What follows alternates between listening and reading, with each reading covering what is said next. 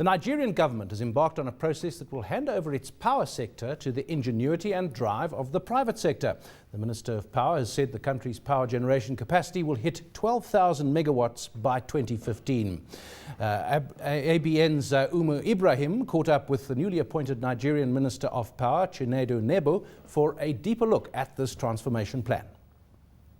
It all means that the government has taken the bull by the horn. In other words, all the preparation for this very event to ensure the privatization of the entire power sector as a means of revamping the power sector of the economy and ensuring that Nigerians have light, and then removing the hands of the government from the generation and the distribution aspect of the power sector has now started.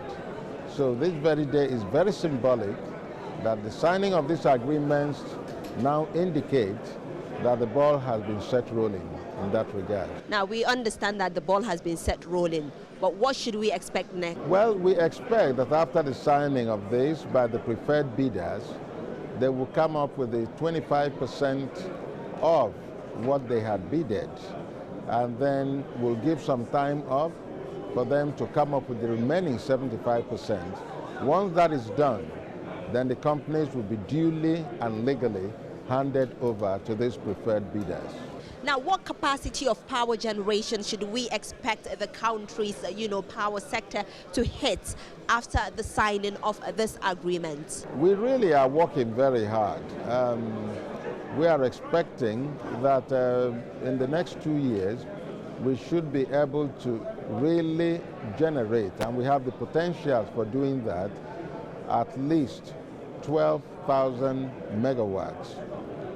We are shooting for much more than that, but potentially we have all it takes to ensure that by next year we have that capacity. So what we are having problems and challenges with is essentially transmission. And that is the area that government is now going to pump in a lot of energy and a lot of resources to ensure that the power that's generated eventually is transmitted and then distributed to the people. Now, what modalities have been put in place by the government to ensure that the successful companies deliver on their promises and meet the expectations of the Nigerian citizens? It's part of the terms of the agreement. They must deliver. The government didn't just decide to do this as a ball game or something for entertainment. They must deliver.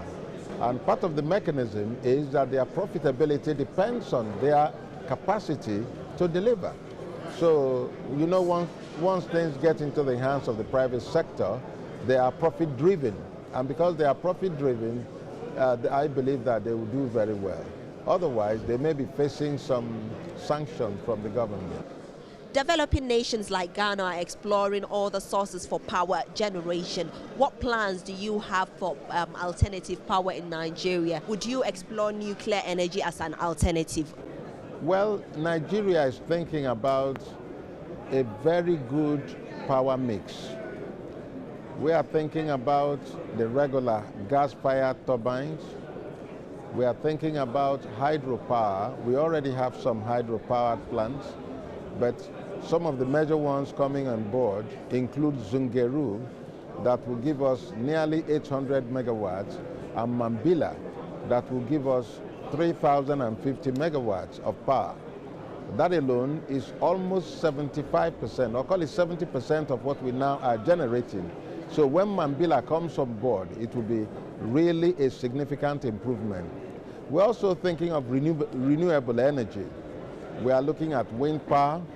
We are looking at solar energy, and we are expecting that when things all set up, we are going to have much of it will say be gas-fired turbines, then the hydros, but about 4 to 6% will be from renewable energy.